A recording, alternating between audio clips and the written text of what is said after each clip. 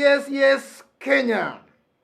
Tamu sana, tamu sana. Oh yeah, tamu sana, yes. Celebrations everywhere. Tanga Tanga supporters are celebrating. Twitter, Facebook, everywhere. It's celebration time for Tanga Tanga.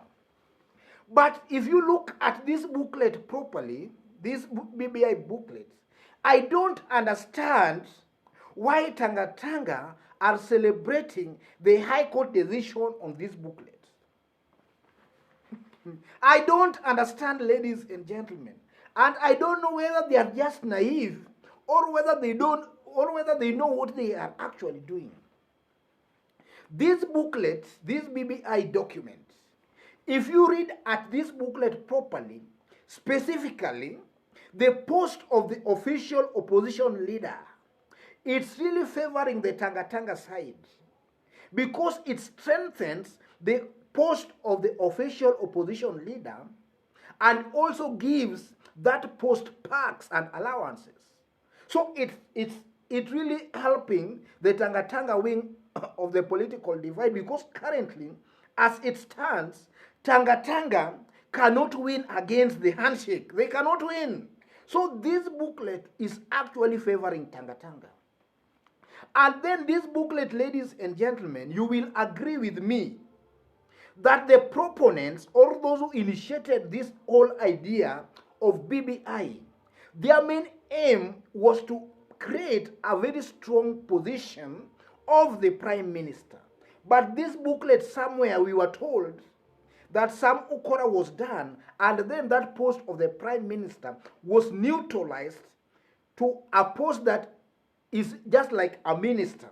For you to be Prime Minister through BBI, you must be an elected member of Parliament.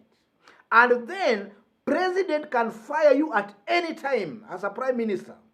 President can do away with you at any time. So this booklet, ladies and gentlemen, was really not serving properly the other side of the handshake team. You know, the principles on the other side, you know, for somebody like Raila, maybe to go and contest for an MP to be Prime Minister was very hard. Or even Uhuru. Or even Mudavadi or Kalonzo. So this booklet was actually not favoring the handshake team. But with the declaration of the High Court, it's a blessing in disguise to the handshake team. Because now they can come together and make a proper document that is going to make them share power properly. So this booklet, ladies and gentlemen, was actually favoring the Tanga Tanga side. But that as it may be, ladies and gentlemen, 5 judges that made the ruling, ladies and gentlemen, in case you don't know, two of the judges, George Odunga and Joel Ngugi, these ones were actually proposed for promotion to the Courts of Appeal by Judicial Service Commission, but up to now, Uhuru had not sworn them in. So these two judges might be having some beef, or rather some ill feelings towards the executive. So the 5 judges, ladies and gentlemen, were Odunga George, Mwita Chacha, Joel Ngugi, Jairus Nga, and Madheka Teresia. These were the 5 judges that declared BBI bill unconstitutional. The BBI bill was challenged by a group called Linda Katiba. And Linda Katiba, ladies and gentlemen, is a group allied to one William Ruto. It was composed of Dr. David Ndi, the economist, Jerotich Sei, Jane Ngondi, Wanjiru Gikonyo, and Ikal Angelei. Those were the 5 petitioners who had challenged the BBI bill in the High Court. And they wanted the High Court to make, or rather to pronounce itself on whether the president could initiate a popular initiative. The High Court found that the president cannot initiate a popular initiative. Then these petitioners also wanted the High Court to pronounce itself as to whether IEBC as currently constituted had the quorum to conduct a referendum. Then again, the High Court found that IEBC as currently constituted is unlawful and illegal. Therefore, they cannot lawfully conduct a referendum. But then some people had issues with that ruling because currently IEBC has been conducting by-elections. And we have members in parliament, the likes of Faisal Msambweni, member of parliament, who we all believe that Tanga considers one of their MP, who was elected with Faisal was elected with the IEBC conducted a by-election in Msambweni the way it is currently. So some people were asking whether now those by-election can also be declared illegal. So also the High Court, ladies and gentlemen, pronounced itself on the creation of 70 constituencies. Whether they said that to creation of constituencies is only a reserve for IEBC, and that BBI steering committee had made a blunder there and it was all illegal. It was a very long ruling, but I've just identified those ones for our discussion today, ladies and gentlemen. So from this ruling, ladies and gentlemen, Tanga are busy celebrating, and I honestly believe that for any country to prosper, then they must be guided by the Constitution, and that court decision has to be respected. But that's not final. From here, BBI proponents still have two options: either to appeal the ruling in the Court of Appeal, through which it can also proceed up to the Supreme Court. But we have seen, ladies and gentlemen, some rulings that have been made by the court that has really not been fulfilled. In the first place, Maraga had declared parliament illegal currently the way it's constituted, and it advised the president to dissolve parliament. So, ironically, BBI was trying to fix that idea of two-third rule that actually Maraga had advised Uhuru to dissolve parliament because parliament was not properly constituted, going by the two-third gender rule. So BBI was trying to address that, and then the same court now comes and terms it unconstitutional. So that's a little bit funny.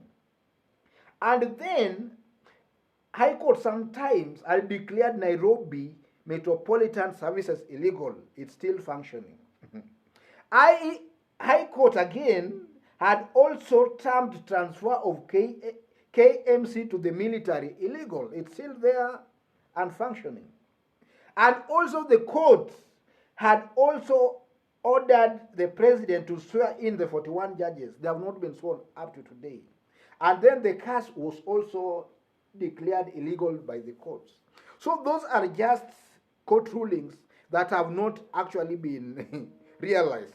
And this recent one can also just go that route, but we don't want it to go that route, because as law-abiding citizens, we strongly believe that the courts must be respected. But that as it may be, the Tanga wing, they stand to lose a lot by this document being rejected. Because currently as it's constituted, BBI, this document, currently this document is favoring Tanga. It's giving them a very strong post of official opposition. It's currently favoring them. So if the other side of the handshake decide not to appeal it, they can still maneuver their ways and even come with a document that will make them share power properly. That's still a possibility. But nonetheless, they can still appeal this matter in court. And I strongly believe, if you analyze the way the rulings were made, the Court of Appeal can still overturn that. I strongly believe that. But be it as it may be, the decision will rest with the people. And currently, as long as the handshake team is intact the way they are, or as long as Uhuru Kenyatta is still closely working with Raila Amolo Odinga, then I strongly believe that this, with or without this document, they will still achieve what they want to achieve. They can just still go to an election and win, and then they bring something like what Uhuru and what Kibaki and Raila did, the accord. They can just bring some kind of an amendment, and they can create a powerful post of the prime minister. They can still achieve that anyway. But with this rejection or with this annullification of this document, it spells doom more for the Tanga side. I don't know why they are celebrating anyway. Otherwise, folks, if you look at this ruling again, it was a very long ruling that we can't read the whole of it. But they had an issue here.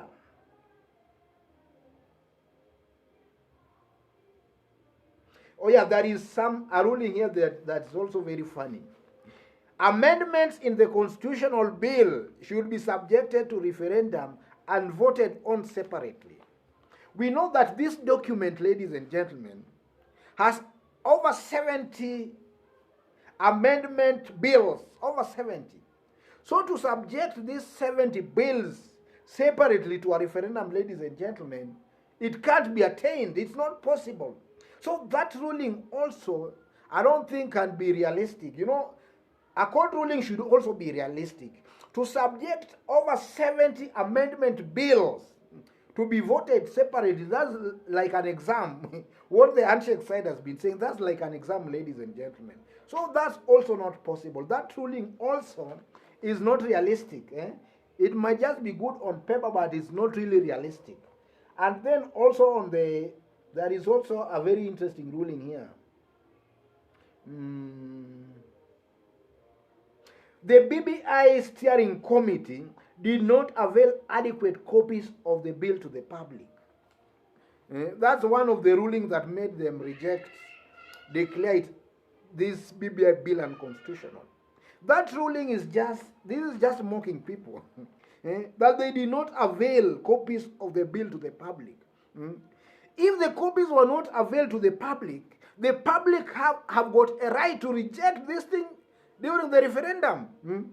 So, you know, this ruling also, it doesn't make sense. If the copies were not availed to the public, the same document would go to them for a vote.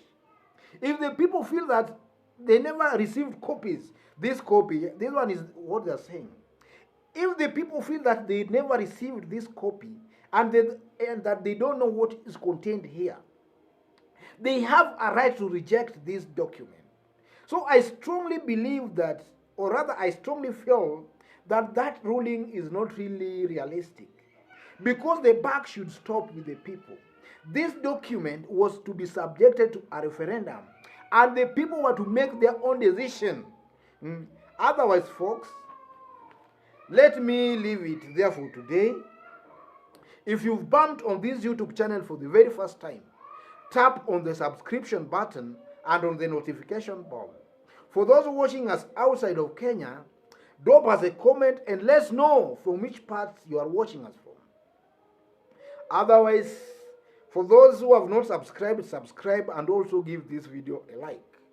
And I've also pinned my number on the comment section. You might want to have some private chat with me, or even to support this show. Contact me through my WhatsApp number. Otherwise, God bless you. God bless Kenya. Thank you.